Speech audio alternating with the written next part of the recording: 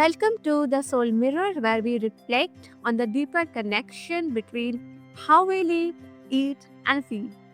I'm your host, Shreya, and today's episode is deliciously inspiring.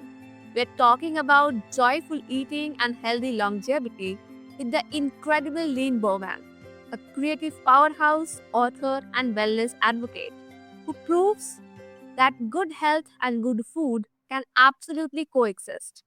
Together, we'll explore how joy, balance, and mindful nourishment turn every meal into an act of self love. Welcome, Lean. I'm honored to have you on my show. Thank you so much. I love being with you all the way across the world. I can't get over how interesting it is that we can just have these conversations now, Shreya, like you were next door. Um, This is so beautiful. Thank you so much. Thank you so much. And also, Lean, the idea of joyful eating beautifully challenges the guilt often tied to food. What does eating joyfully truly look like to you? well, for one thing, I like talking lately a lot about how important it is not to eat alone. So many people, particularly in the States, are eating in their car, or in front of the TV or in front of their computer somewhere. And uh, there's a big difference between what happens in your soul and in your body when you're just shoving food down by yourself. When you're sitting at a table with people, maybe that's people you love. Maybe it's people you would like to love. Maybe people who are just interesting or friendly or whatever. But, food isn't meant to be just shoved into your gullet, what human beings are designed to share food. And so I want people to remember we're so busy thinking about the health of food and the biochemistry of food and all this. And I want us to remember that food is community with love. It's not just calories. I think it's very important to remember that. Yes, I love that. And also, how can someone begin shifting from diet mentality to pleasure in nourishment? Well, I would like to suggest that you cook.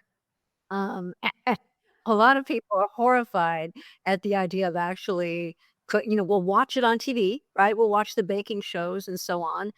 But I want it to be simple for you. I think we've overcomplicated the idea of preparing food. It can be very, very simple.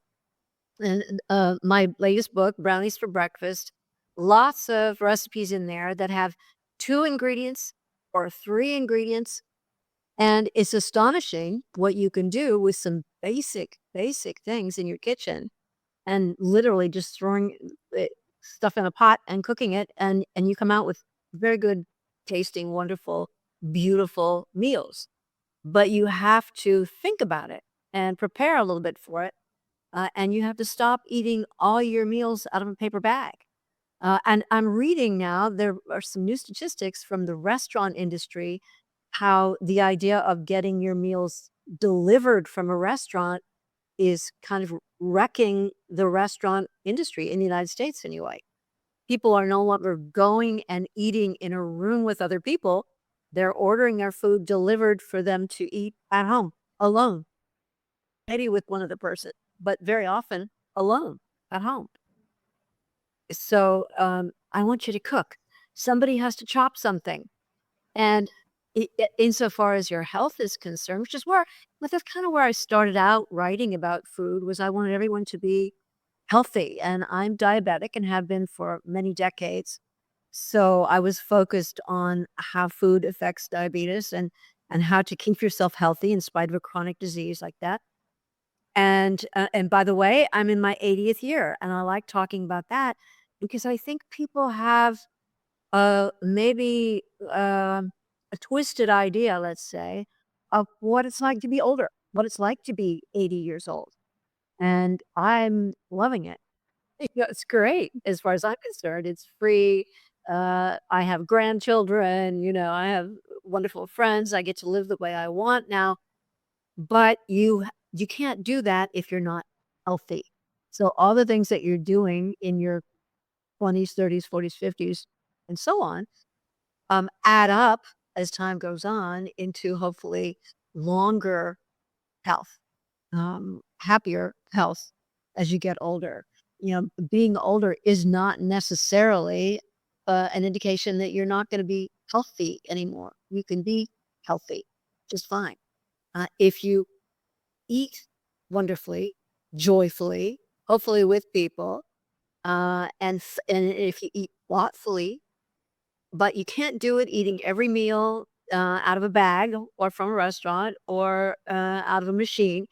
You have to actually prepare food. And in fact, if you can, grow some food, even if it's in a little pot on your sink. I highly recommend growing a little bit of parsley, let's say, because parsley, for a very good example, is one of the healthiest vegetables you can eat. It's enormously nourishing. It's packed with good, uh, uh, you know, solid food energy. But people think of parsley as just being this thing that you flavor up, or sprinkle. Parsley is great to have in your kitchen and put it in everything all the time. Your soups, your sandwiches, your casseroles, whatever you're having on your plate, or just decorate your plate with it and then eat it. That's an example of how simple it is to add good nutrition and beauty to what you're eating. Smells great. It's not expensive, and you can grow it yourself. Or microgreens, something a lot of people like to eat. I do. So yeah, uh, eating it doesn't have to be a chore.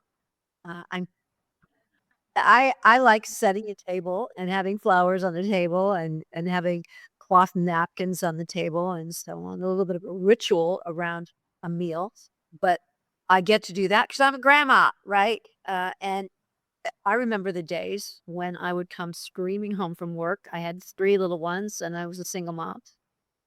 And so I developed my skills by being able to put a meal on in 15 minutes every night for dinner because I felt it was so important to have my children around a table with my friends from work, wherever.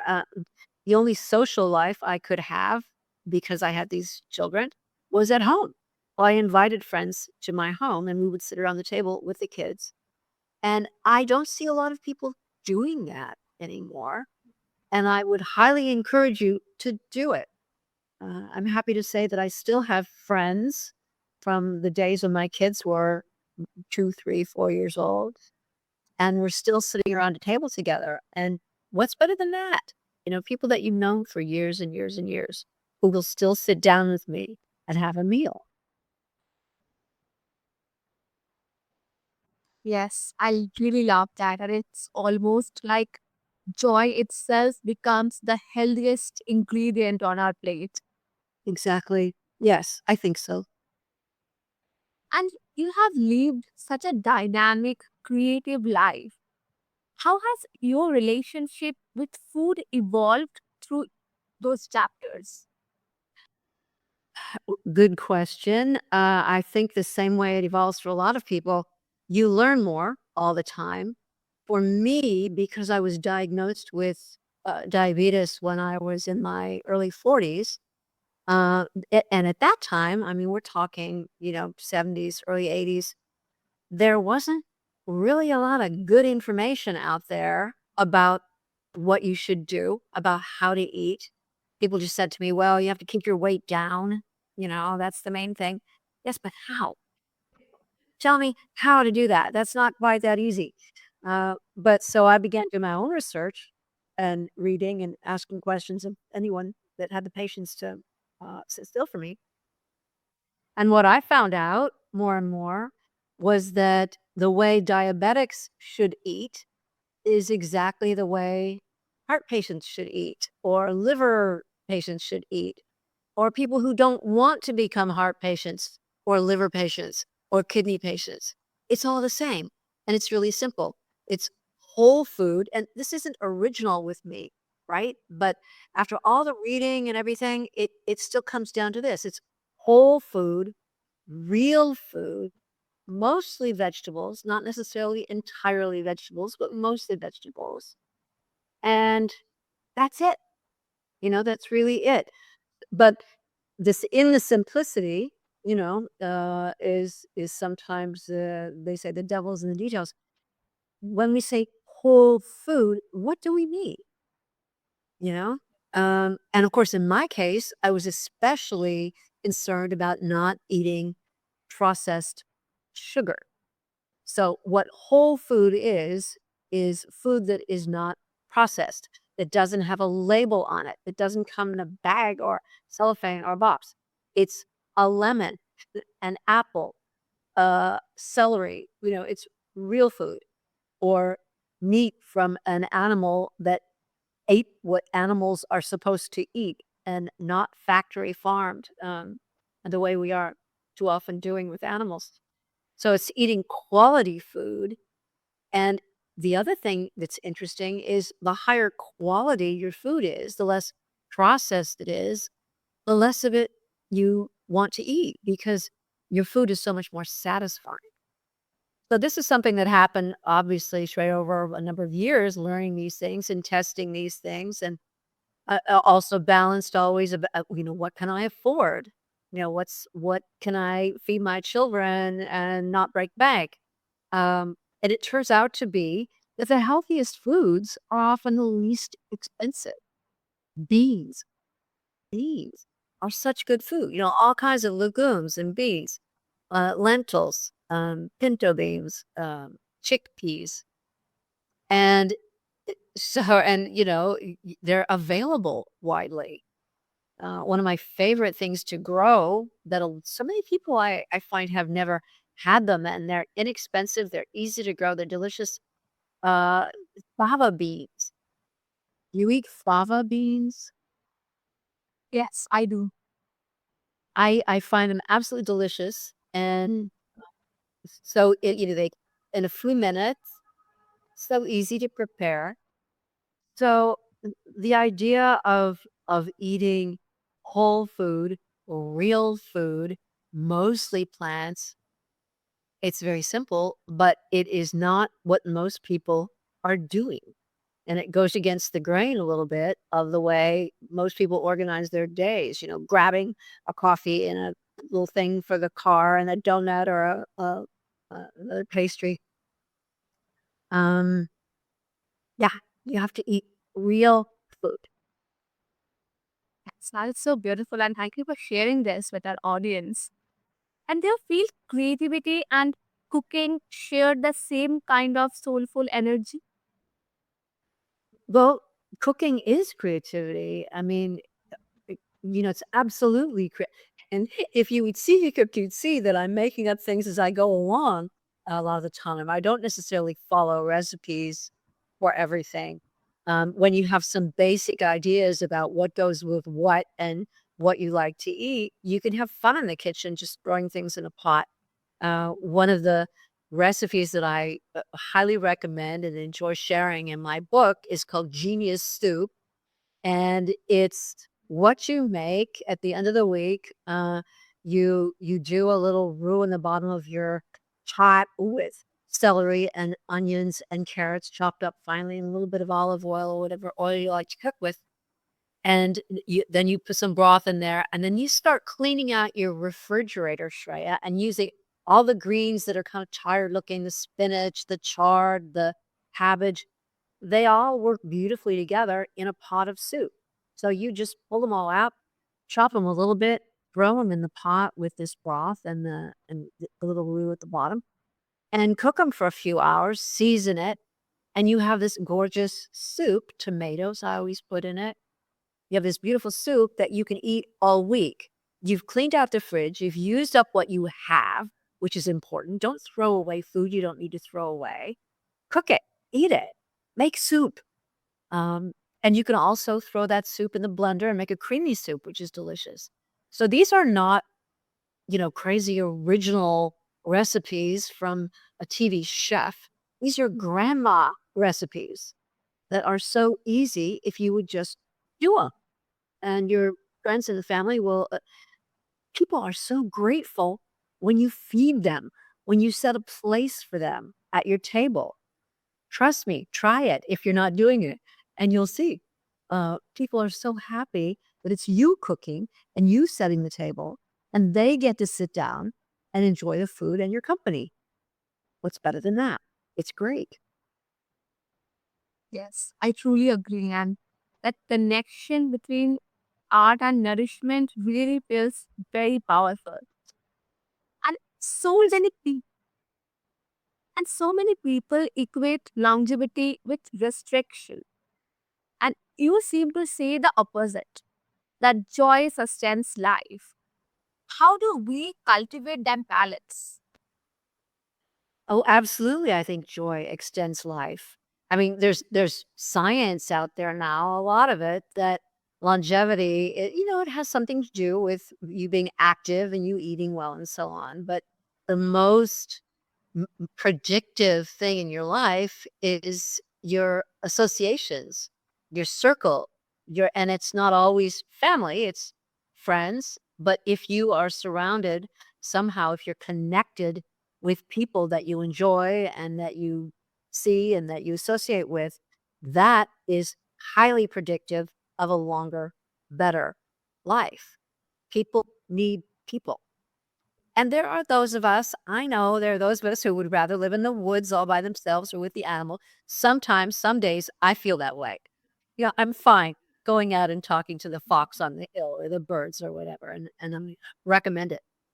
But overall, um, people need people to be healthy, to be happy, and to live a long life. There's no question about that. And those people will want to eat. They will want food. And so that easy way to keep them coming back is to have some good food when they show up. Yes, it's really refreshing. And if joy is the secret ingredient to a long, healthy life, how can we keep it alive in the midst of stress and busyness? Keeping joy alive, um, well, I've already said cooking helps. Having friends over helps. Uh, Not having our heads stuck in the news all the time or in screens all the time. I mean, here you and I are speaking to one another on a screen, and to me, that's a miracle now. That's the wonder and the magic of the technology now is that we can connect with people thousands of miles away and or 20 miles away, and see each other's faces and hear each other's voices and be part of each other's lives where it was impossible before or just too difficult. So there's that positive side. On the negative side, um, again, there's lots of science out there now that we have a couple of generations of kids, particularly, who have grown up with their faces in computers and are missing some really important information from the world and from life by not connecting with actual people in their actual lives. I'm no scientific expert on this, but again, I'm a grandma, so I have little ones that I care about, and their lives are very different than mine was, and that my children's were. The big change came in the '80s and the '90s, and then with the iPhone. Um, I don't think we can overestimate what that has done psychologically. And the way to combat that is at your kitchen table, is with having people over. Make a point to send an email or a message to a friend and say, come over, have some soup. And I guarantee you that they will do everything to make sure that they can do that.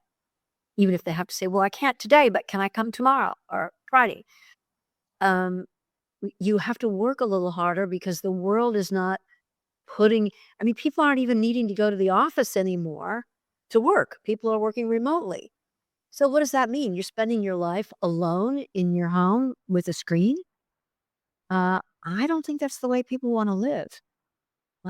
Even if they think they want to live that way, I think they might want to rethink that. So invite someone over. You know, have 3 or 4 people over. People will be happy to bring something. Do it. You don't have to have your place all perfect. You don't have to have a gorgeous, pied à terre to invite a few friends over to yak or to watch something on TV if it comes to a movie together. A movie together is so much more interesting and fun than a movie alone, isn't it? Yeah. Yes. That's such a beautiful truth. Perhaps time feels longer when it's filled with joy and people, and this is so true. Absolutely agree.